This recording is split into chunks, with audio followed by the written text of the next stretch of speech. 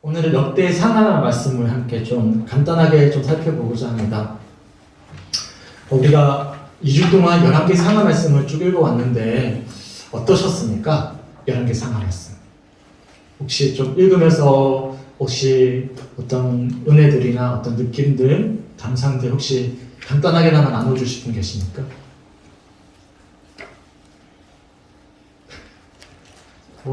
그러면 쭉 계속 기다릴게요. 저 편하면 좋죠.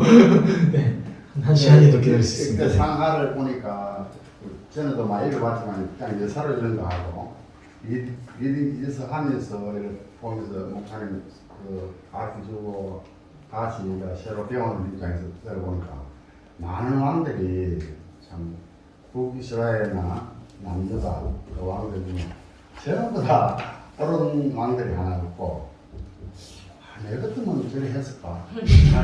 나는 더 잘하고 그래서 가만히 생각해보니까 그게 아니더라고요. 나 역시도 더 교만하고 그랬을 것이다.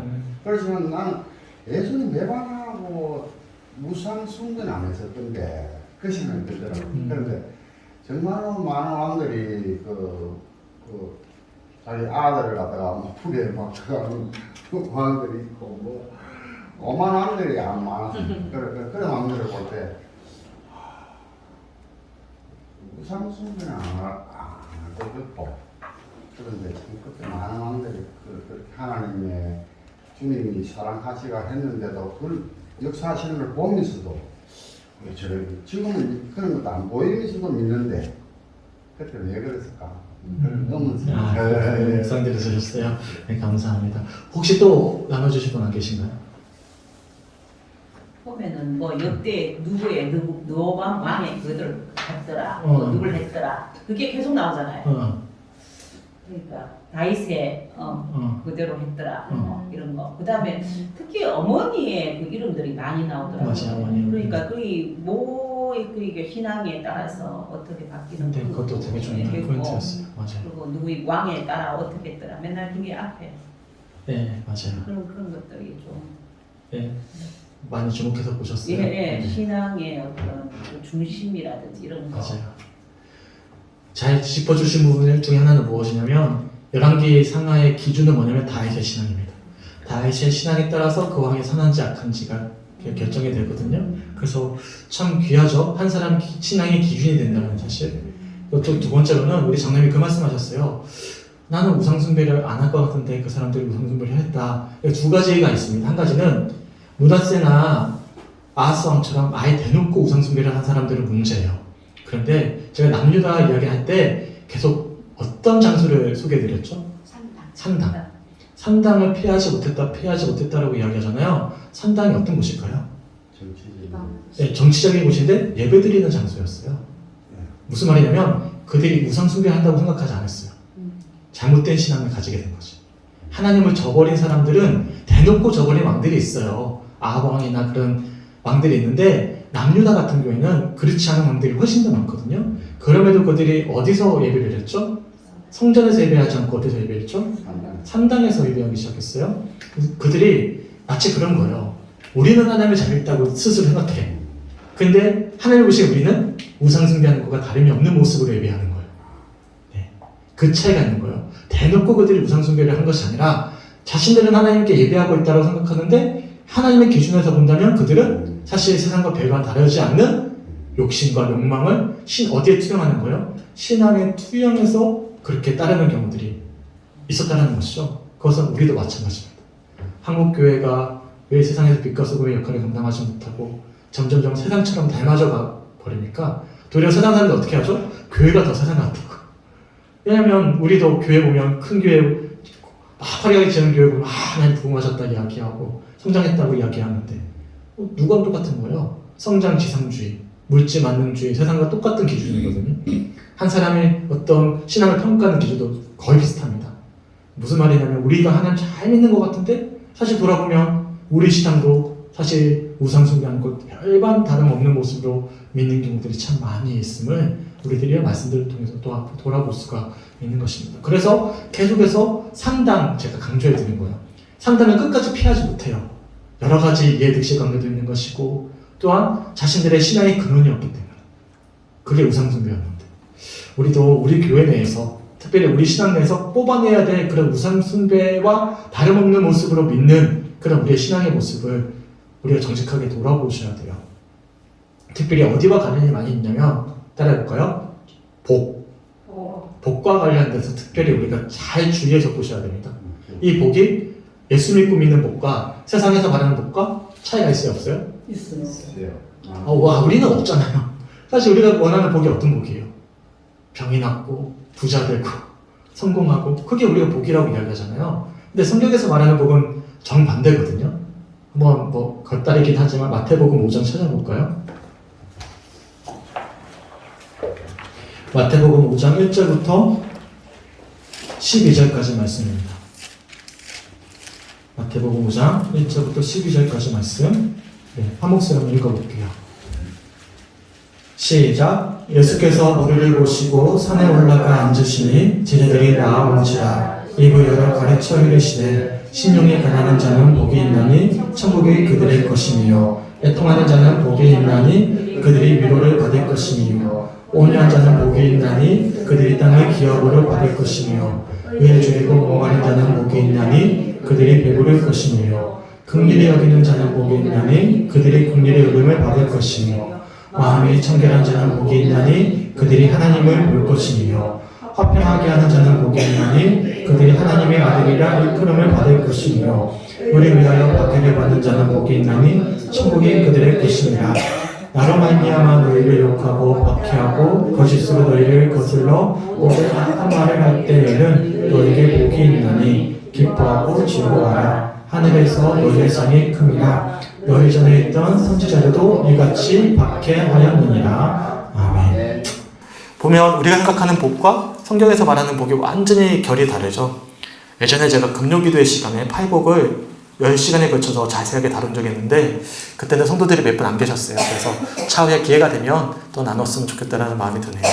복이 완전히 달라요. 근데 우리는 세상 사람들과 똑같은 복을 예수 믿고 믿는 복으로 여기는 경우들이 참 많이 있지 않겠습니까? 그런데 성경에서 말하는 복은 완전히 다른 거예요. 근데 우리가 추구해야 되는 복은 무엇입니까? 11절 말씀 보시면 뭐라고 이야기하죠? 나로 말미암아 너희를 욕하고 박해하고 거짓으로 너희를 거슬려 모든 악한 말을 할 때는 너에게 복이 있다. 누구로 말미암아? 나로 말미암아, 예수로 말미암아 받는 모든 박해들, 어려움들이 사실 심령이 가난하고 의에 줄이고 긍휼히 여기고 마음이 청결한 모든 것들과 연결이 되어 있거든요. 그러니까 우리가 추구해야 되는 영원한 복은 누구십니까? 예수 그리스도. 예수님 말씀은 우리에게 참된 복이 되는 건데 사실 우리가 원하는 복은 그렇지 않거든요. 하나님 때문에 하나님 믿는 분들이 계십니까? 네, 이 자리에 앉아 계시는 분들. 근데 대부분 그렇지 않아요. 하나님을 위해서가 아니라 하나님 때문에 믿는 경우들이 참 많습니다. 하나님을 도구 삼아서 내가 원하는 복을 얻기 위한 그런 수단을 삼을 때면 사실 11개상하에서 우리 장로님이 잘 말씀해 주셨던 것처럼 우상숭배, 어떻게 저렇게 우상숭배할 수 있지? 라는 모습이 또한 우리의 모습이 될 수 있다는 사실을 기억할 수 있는 우리 모든 성죽교회 성도들이 되었으면 좋겠습니다. 저는 개인적으로 지난 토요일 시간이었죠. 이거 안 되겠는 거예요. 갈수록 길어지는 거예요. 편집하셔서 다행히 앉아 계시는 분들의 헌신을 통해서 편집하신 걸 들으셔서 그나마 줄어든 거예요. 훨씬 더 길었습니다. 제가 너무 길어지는 거예요. 네, 그만큼 저도 욕심이 생겼고 좀 많이 살펴봤던 시간이 되었는데 되게 중요해요. 왜냐하면 11개 상하가 중요한 이유는 뭐냐면 11개 상하를 중심으로 해서 역대 상하가 이어지고요. 11개 상하가 기본 베이스가 되는 거예요. 기초가 되어져서 이사야, 예레미야, 에스겔, 다니엘 모든 선지서들이 같이 이어집니다. 그러니까 우리가 지금까지는 어떻게 봤어요? 이사야서 말씀은 이사야서만 따로 봤잖아요. 근데 이사야서 말씀이 그냥 주어졌어요? 역사적인 사건 가운데 주어졌거든요. 근데 우리가 11개 상하를 잘 이렇게 마음 가운데 기초를 다져놓고 나면 예전과는 달리 말씀이 또한 보일 거예요. 왜냐하면 우리가 이미 역사적인 지식을 가지고 있기 때문에. 마찬가지 역대상하도 마찬가지예요. 사실 역대상하는 많은 학자들이나 전통적으로 중요하게 여겨지지 않았습니다. 왜냐하면 11개 상하에 많은 부분들이 생략된 채 어떤 부분만이 강조되면서 수록되어져 있었거든요. 그래서 172페이지 보실까요? 172페이지. 우리 함께 찾아서 제가 읽어드릴게요. 역대기는 팔렐레이포메논, 즉 생략된 사건들이라고 불리면서 하찮은 성경처럼 부당하게 취급되어 왔습니다. 고작 사무엘사와 열왕기를 짜깁기한 책에 불과하며 제사장에 관한 기본상식과 쓸모없는 족보로 가득 찬 책이라고 말이죠. 하지만 역대기는 의미 있는 신학적 안목을 제시하는 중요한 책입니다. 한번 돌아보세요. 우리가 역대상하 말씀 중에 막 마음 가운데 깊이 새겨보고 막 기억나는 말씀들이 있으십니까? 그렇게 많지 않거든요. 뭐 손꼽을 하면 족보 가운데 야베스 기도 혹시 기억하셔요? 야베스 기도 그 정도 이제 유명한 말씀들이고, 아니면 대부분 열왕기 상하에 묻혀서 넘어가거든요.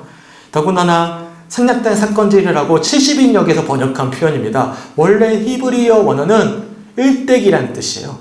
그러니까 일대기, 역사적인 기록이다라는 의미로 역대상하인데 70인역에서 이것을 번역을 하면서 생략된 사건들이 첨부된 말씀들이다. 그러니까 열왕기 상하에서 중간중간에 부족한 부분을 메꿔준 책이 역대상하다라고 이야기하면서 그렇게 중요하게 여기질 않았습니다. 왜냐하면 보시면 아시겠지만 남유다와 북이스라엘이 있어요. 북이스라엘은 거의 소개도 안 됩니다. 간헐적으로만 소개가 되어지고 대부분 남유다의 사건만 이어지는데, 남유다의 왕들의 일대도 다 소개가 안 돼요. 대부분 다윗과 솔로몬 이야기가 3분의 1 이 정도를 차지하고, 나머지 왕들은 우리가 열왕기 상하에서 찾아봤던 것처럼 자세하게 기록되어져 있지 않습니다. 굵직굵직한 사건들의 중심으로 해서 그렇게 기록된 책이 역대상하입니다. 그러다 보니까 차이점이 있어요. 열왕기 상하에서는 분명히 이렇게 이야기했는데 역대상하에서는 다른 이야기를 하는 거예요. 예를 든다면 솔로몬 성전 같은 경우에도 우리가 열왕기야 말씀을 솔로몬 성전 말씀을 나눌 때 분명히 하나님이 축복해 주셨던 성전이기도 하지만 또한 부정적으로도 비춰졌거든요. 기억나십니까? 그러니까 솔로몬 성전이 아름답게만 기록되어져 있지 않았어요. 근데 역대상하에서는 아름답게만 기록되어져 있습니다. 부정적인 것들이 다 빠져 있어요. 대표적으로 그런 애들이 있어요. 그러니까 서로 성격도 다르고 사건의 해석도 다르고 그런 말씀들이 역대상하에 있다 보니까 전통적으로 역대상하를 그렇게 사람들이 주목하고 중요하게 여기지 않았습니다. 열왕기 상하 보다가 좀 뭔가 부족하구나, 뭔가 조금 더 해석이 필요하구나 그러면 찾아보는 정도. 그래서 생략된 사건들이라고 번역을 해놓은 것이죠. 그런데 역대상하가 참 중요한 부분이 하나 있어요. 우선은 열왕기 상하와 쓰여진 배경이 달라요. 열왕기 상하가 어떤 시점에 쓰여졌다고 말씀드렸죠? 기억나십니까? 포로기 시대. 열왕기 상하가 쓰여진 시점은 포로기 시대예요. 그러니까 포로로 잡혀간 시점입니다. 그러니까 남유다 역시도 바벨론에 의해서 완전히 멸망당하고 바벨론의 포로로 끌려갔어요. 그리고 과거에 열왕기의 어떤 말씀들을 쭉 기록하면서 하나님이 말씀해 주시면서 진짜 왕이 어디 있는가? 라는 물음을 던지셔서 말씀을 보지 않았습니까? 기억나시죠? 그러면 질문이에요. 역대상하는 언제 쓰여졌을까요? 네, 유배기 시대예요. 무슨 말이냐면 돌아와서 고레스 왕 칙령을 인해서 다시금 이스라엘 백성들이 다 무너져 버린, 성전까지도 다 폐허가 되어버린 예루살렘으로 되돌아왔어요. 되돌아온 시점에 쓰여진 책이 뭐냐면 역대상하입니다. 그러니까 쓰여진 시점이 다르죠. 열왕기 상하 때는 지금 포로기 시대예요. 그러면서 반성하는 거예요. 진짜 왕을 우리가 원했는데 아무런 왕도 없었다. 진짜 왕이 어디 있는가? 라는 물음을 던졌다면 역대상하는 배경이 달라요. 이제는 풀려났어요. 이제는 뭘 지금 소망해야 돼요? 회복을 소망해야 되는 거예요. 어떤 회복이요? 이스라엘 신앙의 가장 중심, 바로 성전입니다. 성전을 회복시켜야 되는 거예요. 성전을 다시 한번 세워야 되는 거예요. 그게 스룹바벨 제2성전이거든요. 스룹바벨 성전을 이제 세워야 되는 시점인 거예요. 회복을 소망해야 되는 거예요. 그러다 보니까 역대상하에서 가장 중요한 키워드가 있습니다. 따라해볼까요? 성전. 네. 그래서 솔로몬 성전은 100% 아름답게 표현합니다. 왜요? 그들이 지금 회복해야 될 것이기 때문에. 성전. 그러니까 우리가 역대상하는 단순한 역사 기록이 아니에요. 그러니까 열왕기 상하는 흔히 말하면 정사예요. 그러니까 그냥 이스라엘 역사를 그대로 기술한 거예요. 다윗을 기준으로 해서 선한 왕인지 아닌지만 판단하면서 기술한 거예요. 역대상하는 뭐죠? 신앙적인 책인 거예요. 신앙적인 해석이 들어가는 거예요. 뭘 중심으로? 성전을 중심으로. 그러다 보니까 두 번째 키워드가 있습니다. 두 번째는 뭐냐면 따라해볼까요? 회개. 왜요? 회복을 위해서 뭐가 필요하죠? 회개가 필요하기 때문에. 대표적으로 므낫세 왕이 그렇습니다. 히스기야 왕 아들 므낫세 왕 기억나십니까? 열왕기 하에서는 므낫세 왕이 100% 나쁜 왕으로만 기록해 놓았거든요. 그런데 역대하에는요 어떻게 기록되어져 있냐면 므낫세 왕이 회개합니다. 회개하는 장면이 기록되어져 있어요. 그 회개 영향력이 어디에 이어졌죠? 아들 요시아로 이어집니다. 므낫세 왕 아들이 요시아거든요. 근데 어떻게 요시아 왕이 그렇게 종교개혁을 일으킬 수 있었을까? 그 배경을 므낫세 회개에서 찾을 수가 있어요. 회복이죠, 회복. 그러니까 역대상하를 볼 때는 단순한 역사 기록이 아닌 거예요. 단순한 역사 기록이 아니다 보니까 해석자의 어떤 해석이 들어갈 수 있잖아요. 그래서 숫자도 좀 다릅니다. 열왕기 상하의 숫자가 달라요. 예를 든다면 저는 한국지 굉장히 좋아하거든요. 어머니가 계속해서 화장실에서 한국지를 볼 수 있게 책을 놔두시기 때문에 이문열 한국지 10권짜리를 수십 번 읽었거든요. 그때 그 나간중이 쓴 삼국지연의와 진수가 쓴 정산 삼국지는 달라요. 같은 삼국지인데 같은 역사 기록인데 삼국지연의, 그러니까 나간중이 쓴 우리가 흔히 보는 삼국지는 나간중이라는 학자가 해석을 쓴 책이고 진수의 정산 삼국지는 단순한 역사 기록이에요. 그러니까 같은 사건인데 보는 관점에 다르고 해석이 달라집니다. 마찬가지 열왕기 상하는 진수의 삼국지라고 보면 되고요. 역대상하는 나간중이 나름대로 신앙적으로 목적을 가지고 하나님께서 주셨던 감동대로 쓴 해석본인 거예요. 신앙적인 해석본. 그래서 역대상하는 그런 어떤 성전과 회개, 또한 세 번째 키워드 한번 따라해볼까요? 회복. 이 세 가지 키워드를 가지고 역사를 해석하면서 그렇게 기록한 책이에요. 그러다 보니까 굳이 다 기록할 필요가 없는 거예요. 중요하게 목적을 두고 있는 내용들을 가지고 기록하면 되는 것이기 때문에. 왜냐하면 그것은 영적인 도전을 줘서 그들이 무너진 성전을 회복시키고 또한 회개함으로 다시금 주님의 일하심을 소망하는 그런 목적이 열왕기 상하에 투영되어져 있기 때문에 열왕기 상하와 역대 상하는 조금 성격이 다른 것이죠. 네, 조금 말이 길어졌지만 영상 보고 간략하게 마무리하도록 하겠습니다.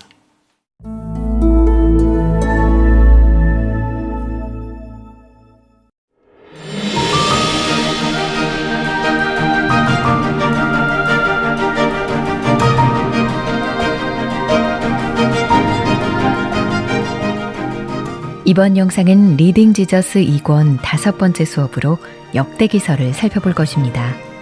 역대기서에서 많은 부분을 차지하는 족보의 신학적 의미와 포로로 끌려갔다 귀향한 이스라엘 백성에게 전해지는 회복의 메시지를 함께 알아보겠습니다. 역대기서는 성경의 많은 책들 가운데 중요하지 않은 책으로 오랜 기간 부당하게 취급되어 왔습니다. 사무엘서와 열왕기서의 내용이 불필요하게 반복되고 쓸모없는 족보가 가득하다는 이유로 말입니다. 하지만 역대기서는 포로 생활을 하고 돌아온 이스라엘 백성에게 의미 있는 신학적 메시지를 제공하는 중요한 책입니다. 하나님의 언약이 여전히 유효한 것을 상기시키며 회복의 메시지를 전하기 때문이죠. 아담으로 시작해 포로 생활에서 돌아오는 유다 백성의 이야기까지 구약의 이스라엘 역사 전체를 한 번에 훑어내려가는 책인 역대기. 이제 함께 살펴보실까요?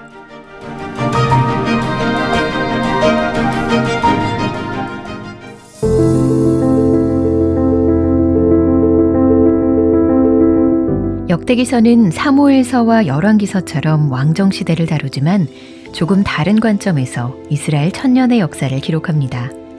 열왕기서의 관심이 다윗 왕조의 운명에 있다면 역대기서의 관심은 성전과 신실하신 하나님의 은혜에 있습니다. 역대기 저자에게 예루살렘 성전은 특별했습니다.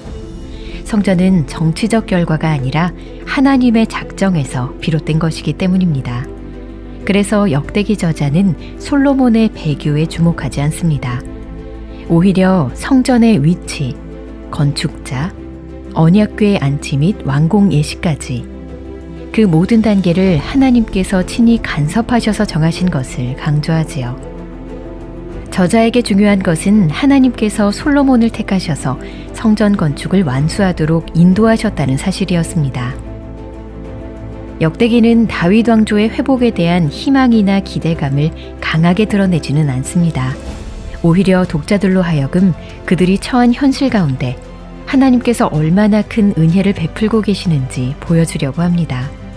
하나님께서는 여전히 역사 속에서 일하신다는 것, 과거와 같이 신실한 자들에겐 복을 주시고 그렇지 않은 자들에겐 심판을 내리신다는 것을 알려주는 것이죠.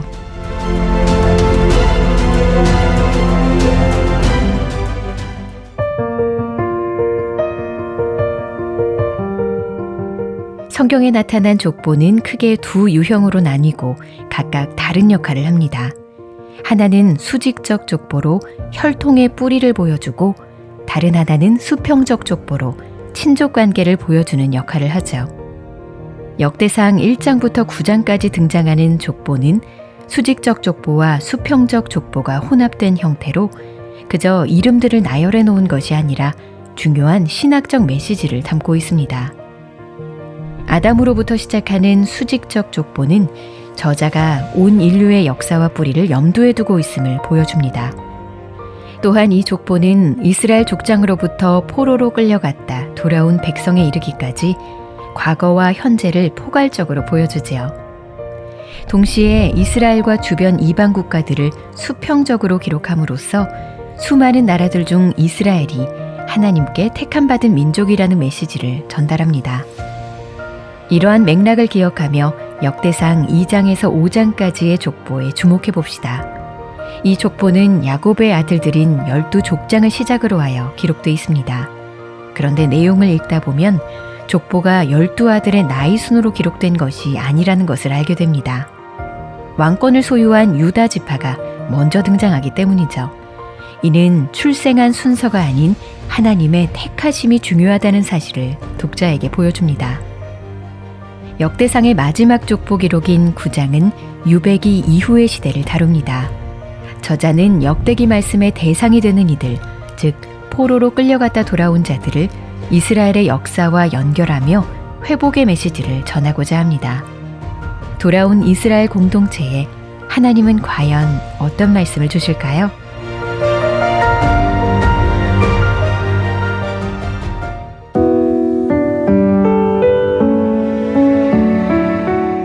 먼저 역대기에 나오는 긴 족보들 사이에 있는 특별한 기록을 하나 살펴봅시다.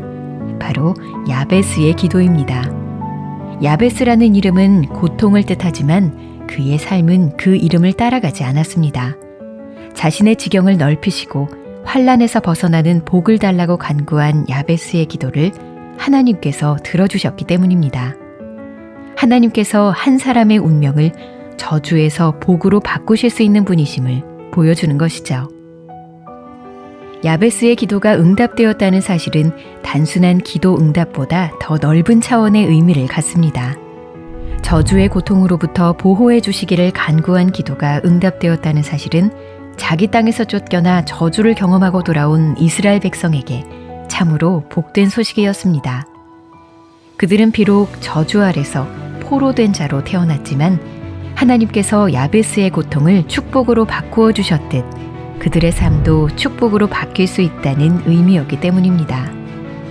하나님께서 인간이 안고 태어난 고통의 운명을 바꿀 능력과 뜻을 가지고 계시다는 사실, 그 자체가 소망과 위로가 되었습니다. 이렇듯 야베스의 기도는 단순한 기도의 공식이 아니라 유배기 이후 절망에 빠져 있던 그들의 삶에 소망을 불어넣는 메시지를 담고 있습니다.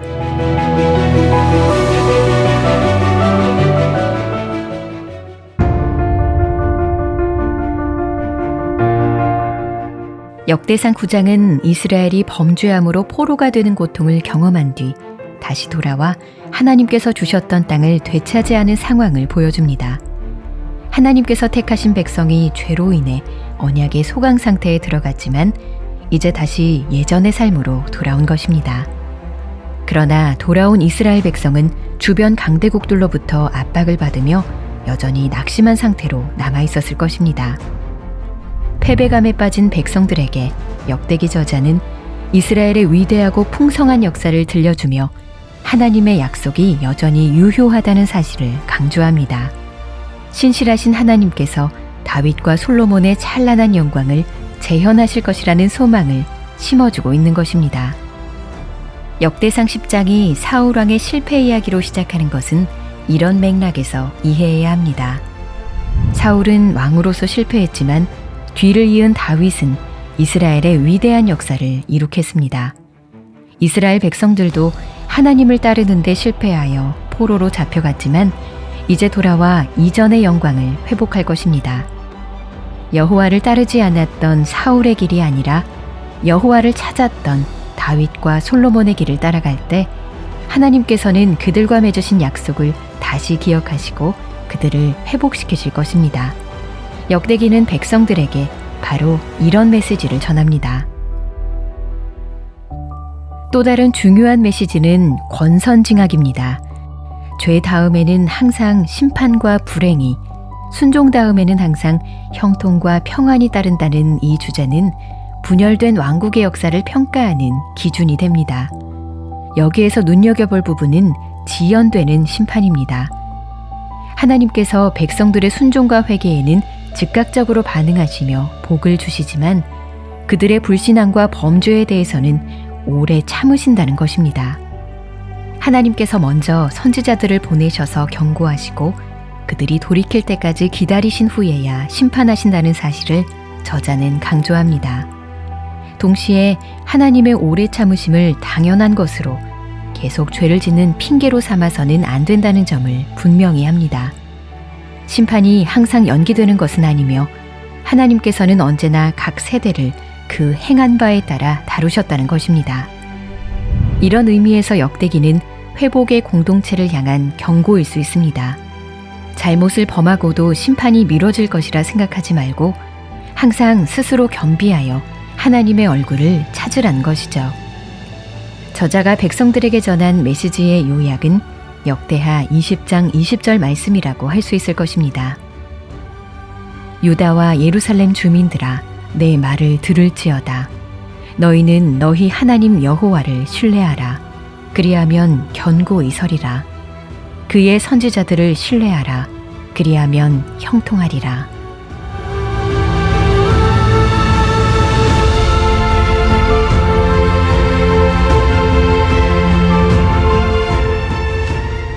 역대기서에서 가장 유명한 이야기는 야베스의 기도일 것입니다.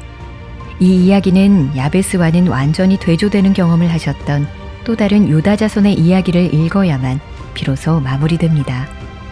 그는 구원이라는 이름을 가진 누구보다 존귀한 분이었습니다. 그러나 그가 자신 앞에 놓인 저주와 고통의 잔을 옮겨달라고 기도했을 때 하나님께서는 그 기도를 들어주지 않으셨습니다. 우리에게 구원의 은혜를 주시기 위해서였습니다. 예수님은 죄를 범하지 않으셨기에 고통받을 이유가 없으셨습니다. 그렇지만 우리의 허물로 인해 버림을 받으시고 우리의 죄악으로 인해 상함을 입으셨습니다. 그분께서 대신 고난을 받으셨기에 야베스처럼 고통과 저주 가운데 태어난 우리가 구원을 받고 축복을 누릴 수 있게 되었습니다. 이제 모든 이름 위에 뛰어난 이름을 가지신 부활하신 예수님께서는 온 지경에 있는 우리를 부르셔서 그의 영원한 나라와 영광에 들어올 수 있게 하셨습니다.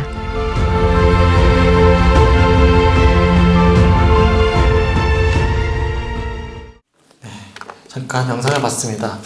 영상을 보는 목적은 두 가지입니다. 우선은 리딩 지저스에서 이 교재 내용을 최대한 잘 정리해서 보여주는 영상인데 개별로 알아서 보내서 보세요 하면 아마 보실 분들이 반응되실까요?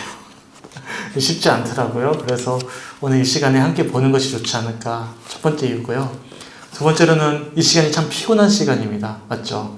그래서 영상 보는 시간만이라도 잠시 쉬는 시간을 가지시라고 네, 오늘 목적도 했습니다.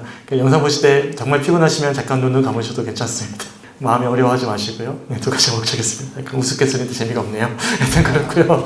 네, 우리 넘어가도록 하겠습니다. 180페이지입니다. 180페이지 보시면 역대 상하를 보면서 우리가 중요하게 여겨야 되는 포인트를 5가지로 나누어서 이야기해주고 있는데 첫 번째로는 어떻게 이야기하고 있죠? 180페이지 밑에서 5번째 줄입니다. 제가 한번 읽어드릴게요. 그렇다면 역대기의 관점은 무엇일까요? 열왕기의 관심이 리더십 문제와 다윗 왕조의 운명이었다면 역대기의 관심은 성전입니다. 그러니까 성전이라는 거예요. 제가 앞에서 충분히 말씀드렸기 때문에 더 자세하게 길게 말씀 안 드릴게요. 성전을 중심으로 해서 역대상하의 중심 주제가 쓰여진다는 사실. 그래서 솔로몬 성전이 건축되는 과정들을 굉장히 오랫동안 기록합니다. 다윗이 미리 성전을 잘 준비하는 과정도 길게 기록하고 있고요. 또한 열왕기서에서는 그 말씀이 빠져 있는데 역대서에서는 다윗이 죽으면서 솔로몬에게 유언처럼 남겨요. 내가 다 이루지 못한 성전을 꼭 완성했으면 좋겠다. 그만큼 성전이 강조돼요. 그리고 솔로몬이 성전을 건축하는 과정도 열왕기 상하보다 훨씬 더 주목 있게 길게 그렇게 할애하면서 강조하고 있습니다. 그리고 성전을 전혀 부정적으로 평가하지 않습니다. 성전 중심이에요. 이와 관련된 말씀은 제가 수요예배 시간에 자유복문이라고 적어놨는데 성전과 관련된 에덴 동산부터 요한계시록에 있는 새 예루살렘 성에 대한 이 성전까지 제가 정리를 해서 수요일 시간에 성전 신학에 대해서 잠깐 나누는 시간을 가지도록 할게요. 그때 수요일날 제가 좀 더 자세하게 성경에서 성전을 어떻게 계속해서 강조하고 있는지에 대해서 우리가 좀 살펴보는 시간을 가지도록 하겠습니다. 일단 넘어갈게요. 역대상하에서 중요한 핵심은 성전이라는 것. 두 번째로는 183페이지에 보시면 제가 앞에서 말씀드렸지만 역대상하의 배경이 언제 쓰여졌다고요? 포로기 끝나고 유배기 속에서. 그러니까 다시금 돌아왔어요. 돌아오고 회복을 소망하는 그 시점에 쓰여진 책이라고 말씀드렸잖아요. 그러면서 역대상 1장부터 9장까지 아주 길게 정말 많은 족보가 이어집니다. 위기입니다. 우리 혼자 읽으면 역대상 쪽쯤에서 멈춰지게 될 거예요. 지루하게 족보가 이어지기 때문에. 근데 족보에도 중요한 이유가 있어요. 좀 이따가 살펴보기로 하고, 족보 사이에 독특하게도 유명하지 않은 한 인물이 길게 소개가 됩니다. 그게 뭐냐면 야베스예요. 우리 교재도 나와 있는데 183페이지 중간에 보면 역대상 4장 9절과 10절 야베스라는 인물을 좀 길게 배경 이해를 가지고 소개해주고 있는데 우리 한번 읽어볼까요? 역대상 4장 9절과 10절 시작. 야베스는 그의 형제보다 귀중한 자라. 그의 어머니가 이름하여 이르되 야베스라 하였으니 이내가 수고로이 낳았다 함이었더라. 야베스가 이스라엘 하나님께 아뢰어 이르되 주께서 내게 복을 주시려거든 나의 지역을 넓히시고 주의 손으로 나를 도우사 나로 환난을 벗으나 내게 근심이 없게 하옵소서 하였더니 하나님이 그가 구하는 것을 허락하셨더라. 아멘. 이 야베스라는 인물이 진짜 살아 생존했던 인물인지 아닌지는 중요하지가 않습니다. 의미가 있는 거예요. 야베스라는 이름의 뜻이 뭐라고 우리가 영상에서 봤죠? 네, 고통이란 뜻입니다. 고통. 184페이지 넘어가 볼까요? 위에서 세 번째 줄입니다. 184페이지 위에서 세 번째 줄. 우선 야베스라는 이름의 뜻이 고통이라는 점이 놀랐습니다. 왜냐하면 고통이 그를 정리하지 못했고 오히려 그가 하나님께 간구할 때 하나님은 그의 상황을 저주에서 복으로 바꾸셨기 때문입니다. 근데 한 사람의 상황을 저주에서 복으로 바꾸신 것이 아니라 이것은 이어서 이야기하죠. 기도의 공식이 아니라 하나님이 한 사람의 운명을 저주에서 복으로 바꾸실 수 있다는 것을 말합니다. 한 사람이니까 한 나라도 동일하게 적용이 되어져요. 무슨 말씀이냐면 이 야베스가 족보에서 독특하게 소개가 되는 이유는 뭐냐면 지금 고통 가운데 있는, 그래서 포로기를 마치고 유배 생활을 하고 있는 이스라엘 백성들에게 이 고통 속에서 하나님이 간구했을 때 그에게 온전한 회복을 주실 것이다라는 어떤 소망을 담고 있는 족보사에 소개되어진 인물이었음을 우리들이 이런 표현들을 통해서 살펴볼 수가 있는 것이죠. 그래서 184페이지 밑에서 중간에 보시면 이렇게 이야기합니다. 야베스는 하나님께 악에서 보호하사 저주의 고통이 자신에게 임하지 않기를 구합니다. 그리고 하나님은 그 기도에 응답하셔서 그에게 복을 주십니다. 이것은 자기 땅에서 쫓겨나 저주를 경험했다가 다시 돌아온 역대기의 원래 독자들에게 참으로 복된 소식이었습니다. 그러니까 야베스가 역대상에서 대표적으로 떠오르는 이유는 단순한 야베스가 복받았기 때문이 아니라 지금 이스라엘 백성들의 그런 소망을 투영하고 있는 그런 기록이기 때문에 그렇습니다. 역대상의 핵심의 주제가 되는 것이죠. 고통에서 뭐가 된 거예요? 하나님께 간구하고 돌이켰더니 복이 되었다. 하나님의 형통을 얻게 되었다라는 것을 말씀해주고 있는 구절이기 때문에 그런 것입니다. 그리고 185페이지에 넘어가시면 이제 길게 족보에 대해서 이야기를 해요. 수직적 족보, 수평적 족보, 어려운 이야기가 있는데 다 생략하고요. 중요한 것은 아담부터 시작합니다. 아담부터 족보가 시작돼서 어디로 맞춰지냐면 9장에 이르면 유배기 백성들의 족보로 맞춰져요. 무슨 말씀이죠? 하나님의 수직적인 역사, 그 수많은 수평적인 수많은 나라들 중에 하나님이 택하여 주셨던 그 특별한 이스라엘의 역사가 지금 누구까지 이어진 거예요? 절망적인 패배감 가운데 있을 유배기 백성들에게까지 이어졌다.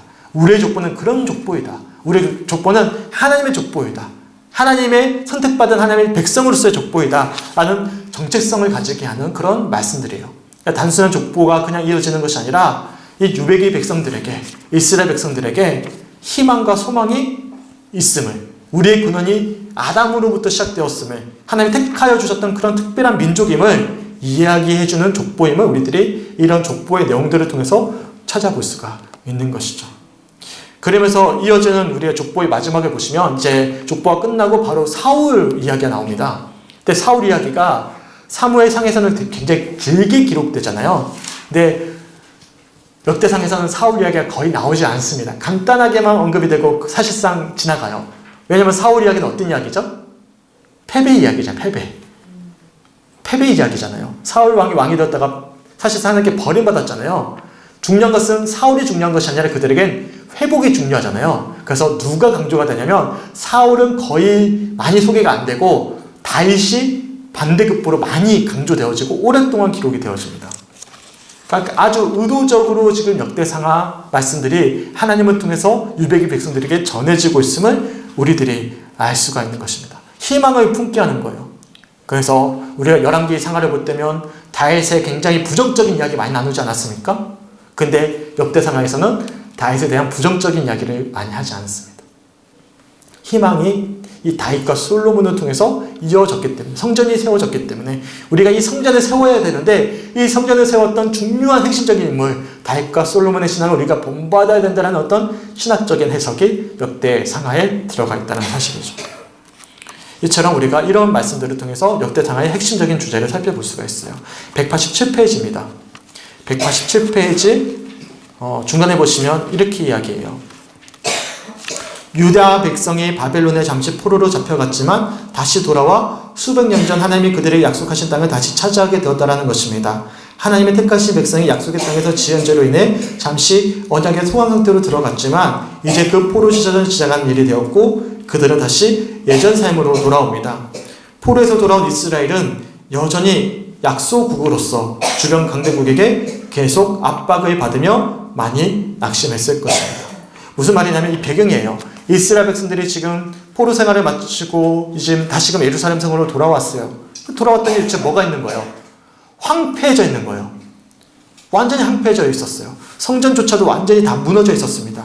더군다나 주변의 나라들이 여전히 강했습니다. 페르시아를 비롯해서 여전히 강대국들이 있는 거예요. 얼마나 낙심했을까요?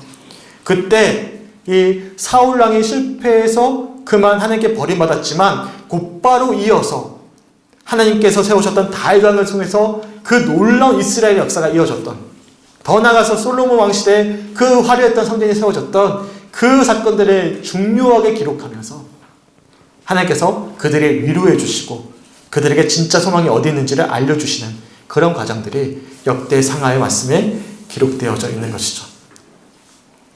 이처럼 우리가 한 주 동안 또한 2주 동안 읽은 말씀이죠. 역대상하의 말씀을 통해서 이런 회복을 소망하는, 특별히 하나님의 성전이 회복되어지면서 회복되어지는 그 아담부터 이어졌던 이 족보가 유배기 백성들을 통해서 성취되어져 간다는 사실을 우리가 함께 묵상하면서 우리가 무엇을 기도해야 될까요?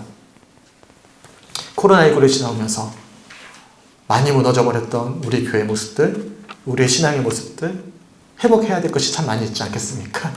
믿으십니까? 네. 우리가 회복해야 되잖아요. 우리의 다시금 신앙이 회복되어져야 되잖아요. 이것을 우리가 역대상하의 말씀을 읽고 묵상하면서 함께 소망하셨으면 좋겠습니다. 우리에게 주어진 영적인 현실이 녹록치 않고 정말로 우리 삶 가운데 어쩌면 야베스처럼 고통이라는 이름이 붙일 만큼 참 버거운 시간들을 우리가 이겨내 왔는데 이제는 하나님의 성전이 회복되어지고 우리의 신령이 회복되어지고 또한 사울의 패배 이후에 다윗이 세워졌듯이 우리 삶 가운데 다시금 세워가실 주님을 또한 우리가 소망해야 되지 않겠습니까? 그런 소망을 가지고 우리가 역대상하를 함께 읽고 묵상해 볼 수 있는 그런 시간들이 되시길 주님의 이름으로 간절히 축원합니다. 아멘. 그러면 189페이지로 넘어가 볼게요. 마지막입니다. 제가 3가지 키워드 말씀드렸어요. 한 가지는 뭐죠? 성전. 따라해볼까요? 성전. 성전. 두 번째 회개. 세 번째 뭐죠? 회복. 와, 네, 감사합니다. 회복이에요. 근데 회개와 회복은 같이 이어집니다. 그래서 성전 신학이 세워지고 나서 이어서 강조하는 부분은 회개와 관련된 부분들이 강조되어집니다. 여기서도 이렇게 이야기하죠. 189페이지 제위에 보시면 역대기 저자가 보여주는 또 다른 중요한 주제는 뭐라고요? 권성징악 신학이다.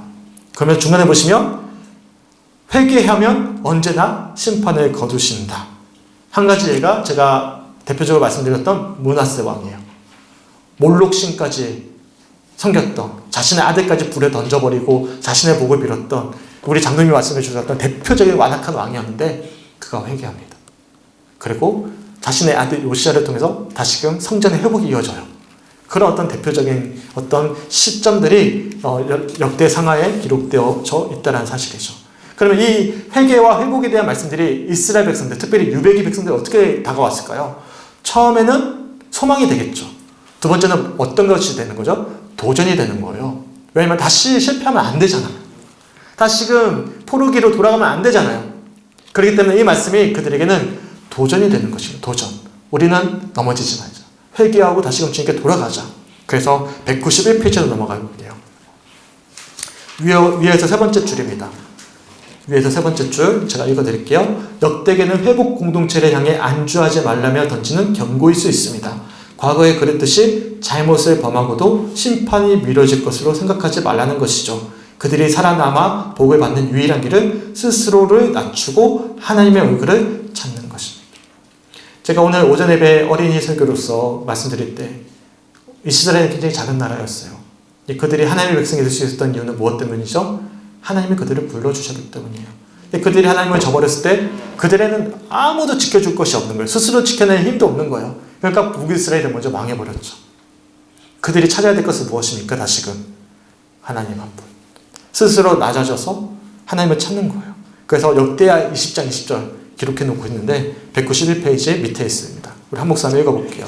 역대하 20장 20절 시작. 유다와 예루살렘 주민들아 내 말을 들을지어다. 너희는 너희 하나님 여호와를 신뢰하라. 그리하면 경고히 서리라. 거의 선지자들을 신뢰하라. 그리하면 형통하리라. 아멘. 사실상 주제 말씀이죠. 이런 말씀들을 통해서 우리가 역대 상하의 중요한 주제들을 우리가 묵상해 보았습니다. 그러면서 이거는 리딩 지저스잖아요. 영상에서 마지막에 어디로 연결시키죠? 예수 그리스도. 우리가 정말 의지해야 될 분, 결국에는 예수님밖에 없다라는 것을 이렇게 연결하는 것이죠. 소망하기는 우리가 쭉 역대 상하 말씀을 읽어보았는데요. 마지막 192페이지가 있는데 오랜만에 한번 읽어봤으면 좋겠습니다. 저희 사모님 한번 큰 목소리 한번 읽어주세요. 192페이지입니다. 아마 역대기에서 가장 유명한 기도는 야베스의 기도일 것입니다. 야베스라는 이름의 뜻은 고통이지만 그의 삶은 그의 이름을 따라가지 않았습니다. 자신의 지경을 넓히고 환난에서 벗어나는 복을 달라고 기도했을 때 하나님이 그 기도를 들어주시기 때문입니다. 하나님은 한 사람의 운명을 저주에서 복으로 바꿀 능력이 있는 분입니다. 하지만 이 이야기는 야베스와는 완전히 대조되는 경험을 했던 또 다른 유다 자손의 이야기를 읽어야만 비로소 마무리됩니다. 그는 구원이라는 이름을 가진 누구보다 존귀한 분입니다. 그러나 그가 저주의 잔을 옮겨달라고 기도했을 때 하나님은 그 기도를 듣지 않으십니다. 그는 고통받아야 할 죄를 범한 적이 없으셨으나 우리의 허물과 죄악으로 인해 상함을 입으십니다. 그분은 바로 예수 그리스도입니다. 그가 대신 고난을 받으셨기 때문에 야베스처럼 고통과 저주 가운데 태어난 우리가 구원을 받고 축복을 누릴 수 있게 되었습니다. 이제 모든 이름 위에 뛰어난 이름을 가지신 부활하신 예수님은 온 지경에 있는 형제들을 부르셔서 그의 영원한 나라의 영광으로 초대하십니다. 이렇게 우리가 역대 상하의 중요한 주제들을 쭉 살펴보았습니다. 저도 사실 역대 상하 말씀을 좀 깊이 묵상해 본 기억이 많지는 않아요. 설교하기 위해서 뭐 우리 장로님들이랑 권사님, 집사님은 비슷할 거예요. 그냥 훑어가면서 통독하는 과정 가운데 말씀 전하기 위해서 읽어왔지 우리가 자세하게 살펴보지 않았기 때문에 좀 기대함이 있습니다. 왜냐면 지금까지 우리가 말씀을 읽어오면서 저는 참 다양한 은혜들이 있었거든요. 지금까지 살펴보지 못했던 것들. 내가 얼마만큼 지금까지 성경을 수박 겉핥기치기로 읽어왔는가. 맷독을 했다고 이야기는 했지만 참 내가 말씀 잘 몰랐구나 라고 여기만큼 제가 그렇게 읽어왔는데, 역대상하도 마찬가지. 우리 성도님들도 동일한 은혜가 있는 그런 시간들, 특별히 우리 역시도 유배기 백성과 다름이 없어요. 회복이 필요합니다. 성전의 회복이 필요하고 우리 신앙의 회복이 필요합니다. 그래서 야베스가 아니라 하나님의 형상대로 회복되어져서 축복의 통로가 되어줘야 되지 않겠습니까? 하나님이 나와 함께하고 계시면 삶을 통해서 간증해야 되지 않겠습니까? 그런 은혜를 소망하는 역대상하의 묵상의 여정이 되시길 주님의 이름으로 간절히 축원합니다. 아멘. 오늘 마지막 함께 찬송가 부르고 함께 오늘은 좀 기도했으면 좋겠어요. 찬송가 207장입니다. 찬송가 207장 함께 부르시고 오늘 주셨던 말씀 붙잡고 기도하겠습니다.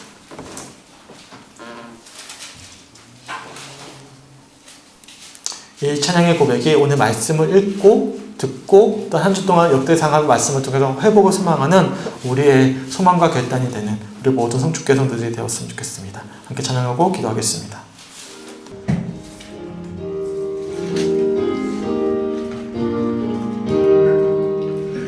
귀하신 주님 계신 곳, 그 백성 함께 모이네.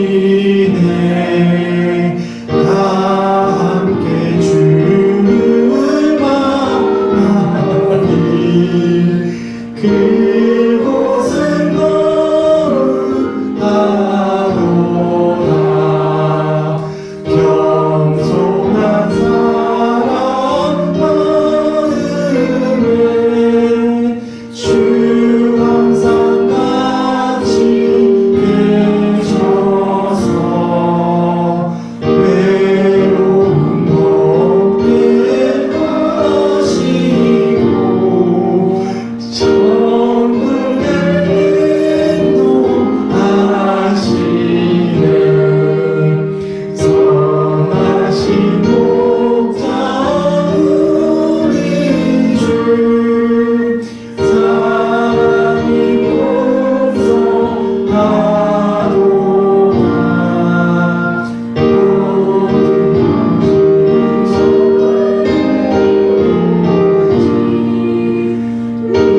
위로해 주시옵소서.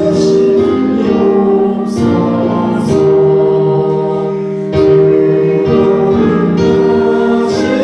주 앞에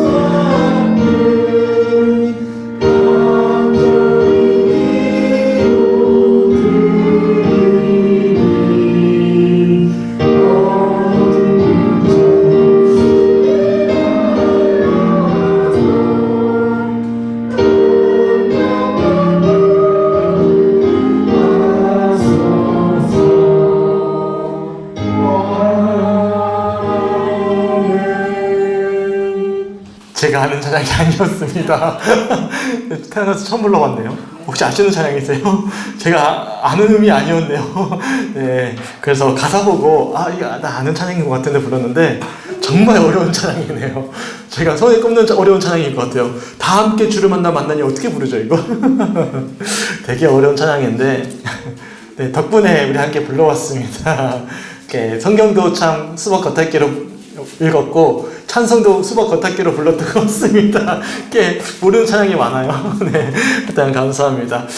오늘 주셨던 말씀들을 자꾸 함께 기도했으면 좋겠는데요. 기대가 되지 않습니까? 우리가 역대상하 주제를 함께 나누고 나니까 참 코로나19를 지나오고 신앙과 또한 교회 회복이 필요한 이 시점에 참 우리가 붙잡아야 될 말씀이지 않을까. 우리가 함께 기대하면서 한 주 동안 역대상하 말씀을 읽어나가기 원합니다. 그래서 정말로 이 유배기 백성들이 이 말씀 붙잡고 기도했을 때 정말 성전이 세워졌어요. 우리가 좀 이따가 이어지는 말씀들을 통해서 살펴보겠지만 예루살렘 벽이 느헤미야를 통해서 세워지고, 그리고 이후로 스룹바벨과 대제사장 여호수아와 학개를 비롯한 다양한 선지자들을 통해서 또한 성전이 회복되었습니다.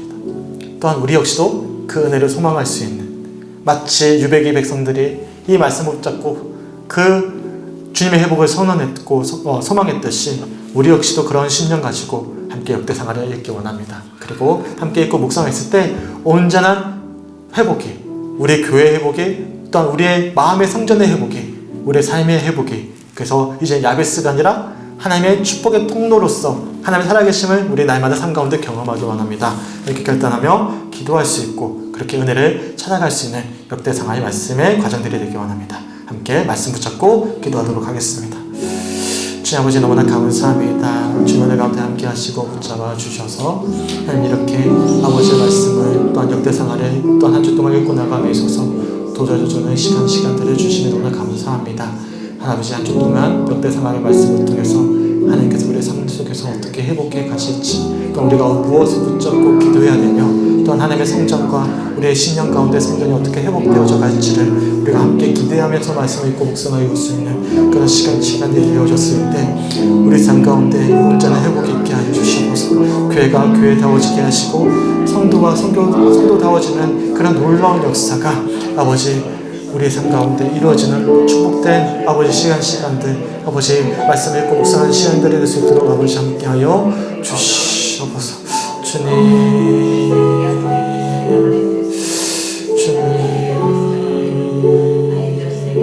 아버지 감사합니다. 하나님, 어린이 주일을 맞이해서 오전에 아이들의 말씀을 통해서 우리가 항상 의지해야 될 분이 누구신지 또 말씀을 통해 깨닫게 하시고 또한 묵상하게 하시고 붙잡게 하심에 감사합니다. 또한 오후 예배 시간에 한 주 동안 우리가 읽고 나갈 역대상하 중요한 주제들을 함께 나누게 하시고 또 역대상하를 통해서 어떻게 우리 삶 가운데 말씀하시고 일해가시고 회복해 하실지 그 주님의 뜻을 헤아리게 하심에 너무나 감사합니다. 오늘 나누었던 말씀들, 특별히 그 키워드를 마음에 붙잡고 유배기 백성들이 역대상하의 말씀을 들었던 그 마음처럼 우리 역시도 주님의 일하심과 회복의 역사를 소망하면서 역대상하를 각자의 삶의 터전에서 읽고 묵상할 수 있는 시간들이 되어져 있다면 하나님, 놀라운 회복의 역사, 주님의 일하심의 역사를 한 주간 깊이 누리면서 더 감사와 기쁨의 마음으로 다음 주를 만날 수 있도록 주님 한 주간 삶 가운데 역사하시고 인도하여 주시옵소서. 오늘도 승리케 하시면 너무나 감사합니다. 한 주간의 각자의 삶의 터전에서 어떠한 공격과 어려움과 낙심과 절망의 상황이 찾아오더라도 히스기야처럼 예수님을 의지함으로 승리할 수 있도록 인도하시고 또한 유배기 백성들이 역대상하의 말씀을 읽고 기도했던 것처럼 소망했던 것처럼 우리도 역시 기도하고 소망함으로 다시금 하나님의 성전이 우리의 심령 가운데 회복되어지는 놀라운 한 주간의 삶 될 수 있도록 주님 인도하여 주시옵소서. 감사드리며 우리를 사랑하시는 예수 그리스도의 이름으로 간절히 기도드렸습니다. 아멘.